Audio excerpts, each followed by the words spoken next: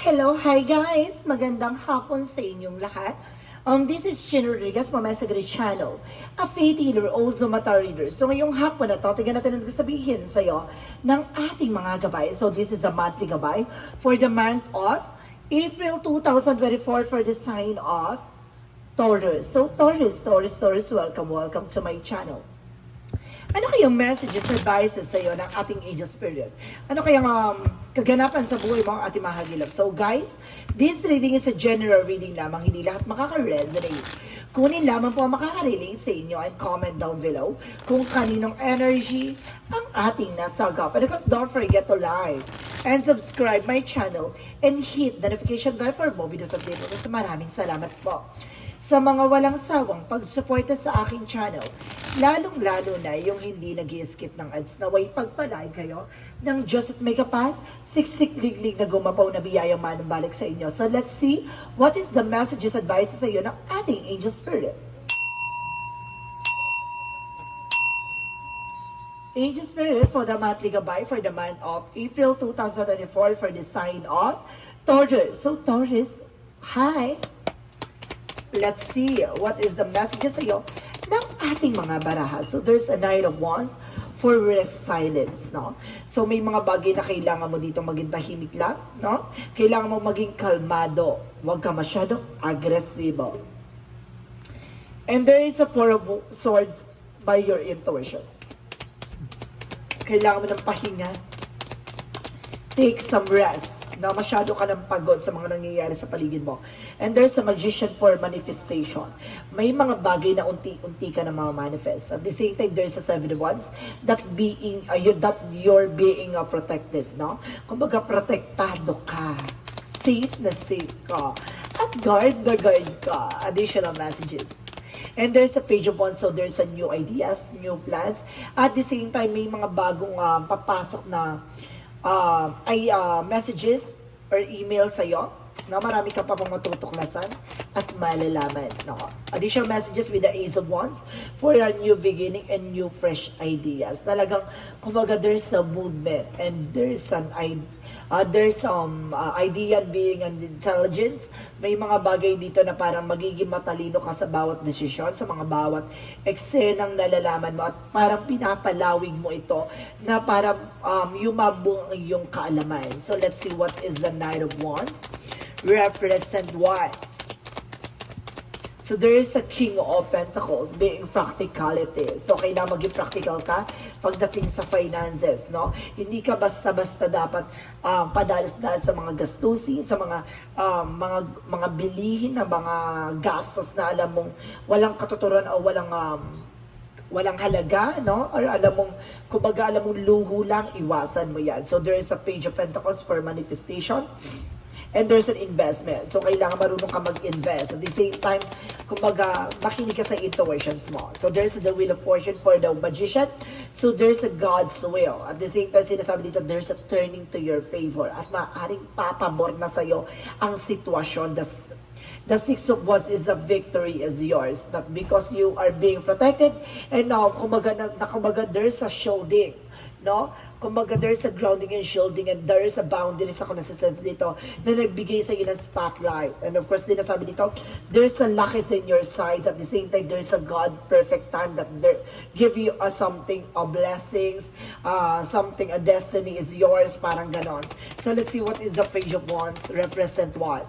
Sa Six of Cups. So there is some friend or related sa iyo, at the same time, there's a past person or something, a friend, no, na kumbaga nakakuha na information sa iyo or either family related.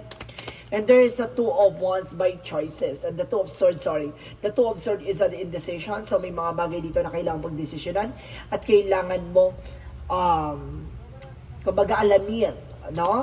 Yung mga bagay or hakbangin mo. With the Three of Wands, with the Knight of Wands, that requires the King of Pentacles for the Three of Pentacles. So there's a collaborations, no? Kumbaga there's a unity and there's some heart-to-heart conversation dapat, no?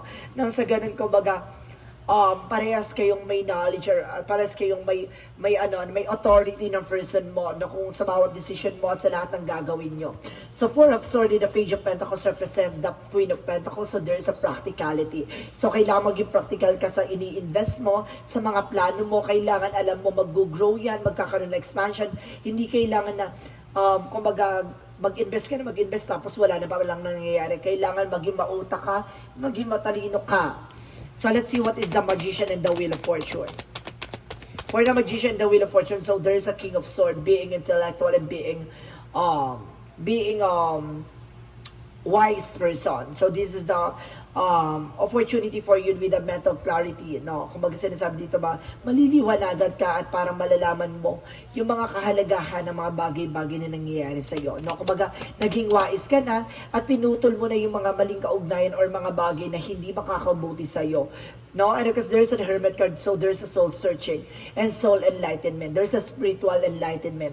Kumbaga may kinalaman dito ang spiritual, kaya ka naging matagumpay dahil naging madasalin ka at malakas ang pananampalatayaan mo at paniniwala mo sa ating Poong May Kapal at ginawa mo siyang sentro ng buhay mo at ngayon naman ginawa kang sentro, no? At ginawang kumbaga ginawa yung kapalaran talaga na nakatadhana para sa iyo, no? Kumbaga, nandiyan ka na sa sitwasyon mo dahil sa pagmamahal at tiwala mo sa ating Panginoon. The Page of Wands and the Six of Cups represent the Seven of Cups. There's a lot of opportunity coming in for you. Maraming taong there's a confusion rather. No, maraming taong manggugulo behind your back, maraming taong pipilitin kang i-distract, pipilitin kang guluhin, alisin yung bagay na kumbaga nakakapagbigay sa iyo ng something changes, no? And of course, kung paano ka nag-grow, no? Guguluhin nila yan. And there is a Knight of Wands for resilience. So, kailangan maging tahimik ka lang. Nang sa ganun, parang mangangapa sila. Hindi nila alam kung paano sila magtitake ng action, paano nila gagawan ka ng eksena para mapilayan, no? So, sinasabi sa'yo dito na kailangan maging tahimik ka sa mga plano mo, sa mga desisyon mo, at sa mga gagawin mo hakbangin. Kasi may mga bagay na magtatagumpay ka at pipilitin nilang sirain ka at pabagsakin ka. Huwag ka mag-alala. Ang Diyos ang mag-aangat sa'yo. No? So, let's see what is additional messages for outcome. For the outcome, there's the Ten of Wands. No more burden, no more responsibilities. And because there's an indication at nakaalis ka na sa situation with the Ace of Cups for a new romance and new love life coming in. And because sinasabi dito with the Two of Pentacles na magdadala sa ng balance. Additional messages for career. Sa career mo naman, there's an information with the Ten of Pentacles. Magkakaroon ka ng long-term success and long-term investment in financial security with the Six of Swords with the transition at makakaalis ka sa situation. And of course, para makakalipat ka ng negosyo o trabaho. And the Eight of Wands is a fast communication and fast movement, or rather, there's a lot of travel and there's a lot of for information. And of course, there's a lot of transition and there's a movement, no, pagdating sa finances and career mo. So let's see what is additional messages for love life. So there's a judgment for a wake of call and inner calling. Na tinatawagan ka na maging malakas at maging matibay, no? At kailangan mong labanan ng takot at pangamba mo. There's a Three of Cups. Kasi maraming taong kumagaharangin ng kaligayahan mo with the Three of Cups for the third party, no? Kumaga, napapalibutan ka ng third party involved. Kaya mag-ingat ka. And of course, for the health, so there's a Seven of Pentacles for harvest time. Lahat ng mga gagawin mong action or lahat ng mga kakainin mo or lahat ng iinumin mo ay kumbaga, makakabuti o makakasama sa iyo. So there's a high phrases for hidden agenda or there's a mystery. So kailangan mong alamin yung mga bagay na bawal sa iyo na nakakasama sa iyo. At the same time, there's a devil energy for something. Oh my God. So there's a hidden agenda or hidden enemies. May taong gumagawa sa ng black magic involved para makaramdam ka ng sakit. Kumbaga, itong bagay na to, kumbaga, pinupunan ka ng mga na para pinupondohan ka para magkaroon ka ng sariling sakit para bumunga yan ng no. May nasisense ako dito guys na nagkakaroon ng mga bukol-bukol or something. Or either guys, meron ako nasisense dito na kumbaga parang sa nerves, no? Meron dito sa nerves akong nararamdaman. So let's see. What is additional messages for magical fairy messages? For magical fairy messages, represent one. So there's a sun. So maaaring anak ang lalaki or may anak ang lalaki. And there's an information with vegetarian. So, kailangan mo magkumain ka ng mga vegetables, and of course, fruits, no? Kumbaga, kailangan ganun mo na, iwasan mo muna yung mga red meat, no? Kasi hindi siya nakakatulong at nakakasama siya sa iyo. So, let's see what is the synchronicities. For synchronicities, and there is a success. So, see, magsasuccess ka at the end of the time. And of course, there is an information with wisdom, no? Intelligent, intellectual, bibigyan ka katalino at linaw na kaisipan. No? At the same time, there's a retreat, no? Kumbaga hanapin mo yung sarili mo at the same time, kumbaga, or either there's an unwind, no? Kumbaga, para magre-refresh ang iyong isipan this time. Kumbaga, magliliwanagan ka na. So, let's see what is the yin and yang oracle card for receive and open, no? Kumbaga, handa kang tumanggap ng mga blessings and of course, some information na ibibigay sa natin pong may kapal with the cycle and change. Kumbaga, magkakaroon ka ng transformation at pagbabago sa sarili mo. And there is a confusion, no? Kumbaga, there is an illusion or something, guys, na meron din ng gugulo dito with the Ace of Fire. So, Leo, Aries, Sagittarius. So, some of you guys, anong gugulo daw sa dito is a Leo, Aries, Sagittarius. So, let's see what is additional angel spirit, guys. For angel spirit, please give me information. For the snake, may ahas. No, may ahas. So, there's a release. So, kailangan mo alisin yan. And there's a healing, no? Magagagaling na or maaring gumaling na, no? Sa iyong mga karamdaman or either sa sakit na nararamdaman. Alam mo, guys, sa third party to. So, it's either a family related or ex ang gumagawa. Ha? So, let's see additional messages. For write about your thoughts and feelings. So, ibig sabihin, susundin mo yung nararamdaman mo. And there's spend more time outdoors. So, kailangan mo talagang mag-unwind na para ma-refresh ang utak mo. At the same time, the person you're asking is about trustworthy. Yung taong kinakausap mo ay maaari mapagkakatiwalaan mo. It's a good part. So, let's see what is the chakra messages. So, there's a destiny. Talagang nakatadhana talaga na mangyari ang bagay na dapat mangyari. At the same time, there's a forgiveness. Kapatawaran. No? Kailangan mo magpatawad. Hindi para sa kanila, para sa sarili mo. No? And of course, there's impartiality. Kailangan mo maging balanse. At the same time, there's an expansion para lumawak ang iyong finances, career, and love life, no? Kailangan mo maging balanse.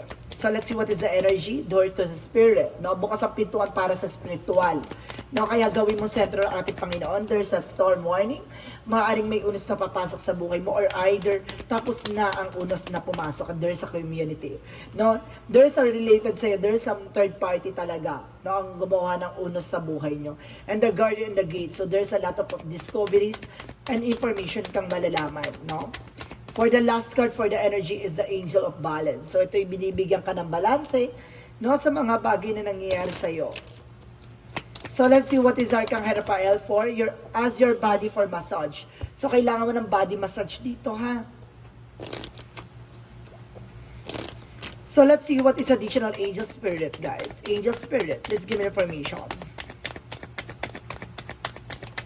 And there's an information with the flowers. No, maaring mamumukadkad na o mamumulaklak na ang finances, love life, and career mo. No, yayabong na. There's a counseling. No, makinig ka sa something, advices, information, no, ng ating mga gabay, and of course, ng iyong loved ones. So, let's see what is the Monsology. It's time to release negativity. Ito na yung oras para pakawalan mo at alisin mo ang nagsisilbing balakid sa buhay mo. No, ang ahas, no, ang traidor. Kailangan, maaring ginagawa ka ng black magic nito. Kaya siguro, until now, hindi ka pa rin makaalis sa situation. And then, of course, meditate and contemplate. So, see, there's a spiritual for meditation. So, kailangan mo mag-meditate para malaman mo at matuklasan mo yung mga bagay na kailangan mong malaman. So, let's see for additional messages. Or either, parang, na-sense ko dito is parang lumakas yung pakiramdam mo. And there's a denial. No? I-acknowledge mo daw yung fear. And replace mo yan ng awareness. No? Say, hindi sa natatakot kay, nag-iingat ka lang. There's an honesty. Na maging tapat ka lang sa sarili mo at maging totoo ka lang sa mga bagay na nangyayari sa buhay mo. So, let's see what is additional angel spirit, guys. For water your guidance. So, there's a rest. No? Kumaga makakapahinga ka na ng maayos. At the same time, there's a star ancestor with hidden secrets. And of course, sinasabi dito marami mang taong marami mang bagay na nasikretong hindi mo pa nalalaman, pero may mga bagay dito na matutuklasan mo na. For Romance Angels represents messages for Romance Angels.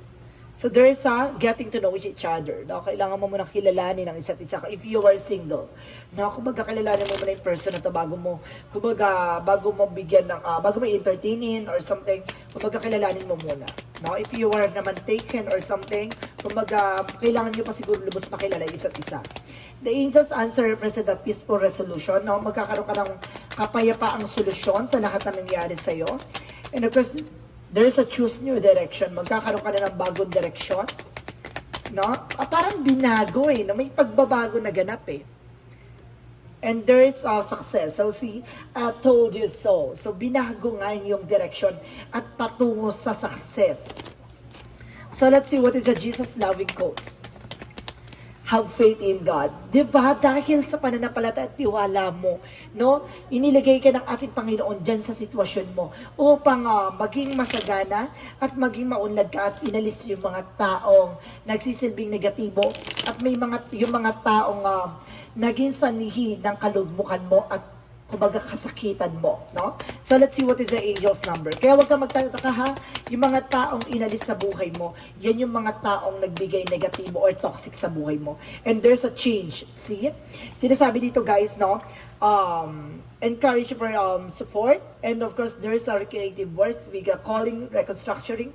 You are going to level up. It might to feel good initiality, but it will prepare you to handle the greater things in life for your highest good. That is why you've been looking for push through it. There are reward waiting and finish line at the finish line. So ibig sabihin dito, kumbaga makukuha mo na yan, ilaban mo lang, no? At the end of the time, kumbaga nandiyan ka na malapit ka na sa finish line at makukuha mo lahat ng reward efforts mo. So, ibig sabihin dito, there's a success talaga na sinasabi sa iyo na magbabago ng direction mo, magtiwala ka lang sa poong may kapal. Sa lahat na nangyayari sa iyo, this is the luck is in your side. Luck is in your side. And of course, this is the opportunity for you. There's a destiny to happen. Ganon. No, kaya wag ka magtaka ha. Kaya bakit lahat na nangyayari sa buhay mo ay kumbaga parang inaalis yung mga taong nagdulot ng kahirapan mo, kasakitan mo, no? So let's see what is the messages of life. Messages of life represents stand tall and strong, no? Tumayo ka at tumindig ka, no?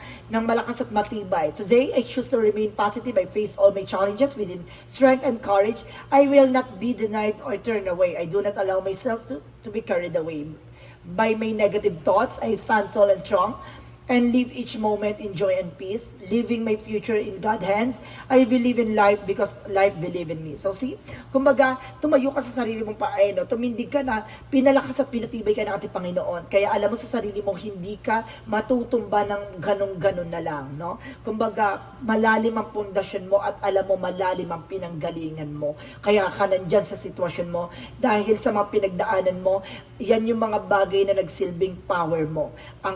Yung mga sakripisyong pinagdaanan mo at yung mga kahinaan na nangyari sa'yo from the past, yan yung bit-bit mo, kaya ka naging malakas, no? At kaya ka nandiyan sa sitwasyon mo. So guys, this is a monthly gabay for the month of April 2024 for the sign of Taurus. So Taurus, maraming salamat for this wonderful reading. So once again, this reading is a general reading lamang, hindi lahat makaka-resonate. Kunin lamang po makaka-relate sa inyo and comment down below kung kaninong energy ang ating nasagap. Maraming salamat guys and see you in the next video. Bye-bye and babush!